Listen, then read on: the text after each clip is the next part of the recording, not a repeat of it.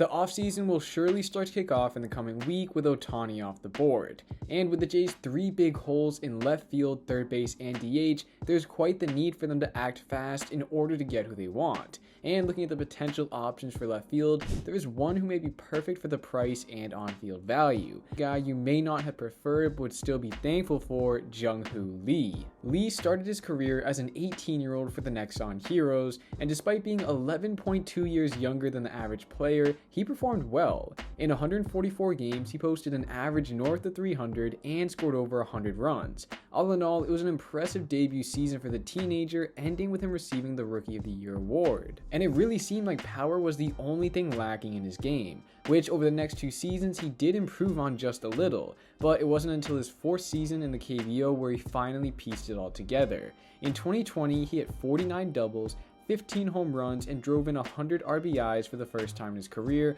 all the while maintaining a .333 average. In the following years, he continued to build on his power output, and in 2022, he had a career year. In 142 games, he hit 23 home runs, 113 RBIs, and an OPS almost topping 1,000, earning him his first ever MVP award. And in the field, he earned his 3rd Gold Glove for his work in center field, and while he will move over to left if he joins the Jays, his defense will still suffice. In total, he will be leaving the KBO after 7 seasons with an incredible .340 average and an .898 OPS. He will be your typical high average, get on base for the heavy hitters behind him type of guy, which is exactly what the Jays could utilize heading into 2024. Because think about the Jays' 2023 lineup.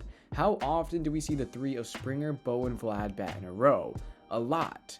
Lee can be that lefty to split up the right-handers. Or if Springer continues his decline, we could see him be moved out of the leadoff spot like what we saw last summer. If this is the case, then Lee could be the one to slide in and relieve Springer of his duties. Plus, if we see a Vladimir Guerrero Jr. resurgence, having Lee and Bo bat right in front of him would surely put them over 100 runs scored. And finally, let's talk about his contract. On MLB trade rumors, he's projected to receive 5 years, $50 million. These guys are normally on the right track when it comes to contracts, but they're forgetting one thing. He is represented by Scott Boras. And just this year prior, we saw Masataka Yoshida, a very similar player to Lee with a high average but a little less power, signed for 5 years, $90 million with him as his agent, meaning his contract will most likely be a bit higher.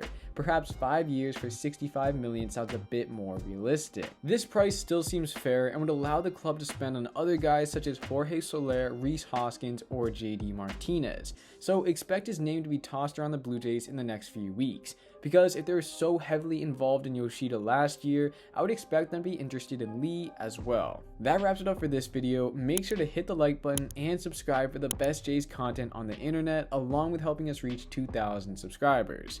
Alright, thank you for your support, and I will see you in the next one.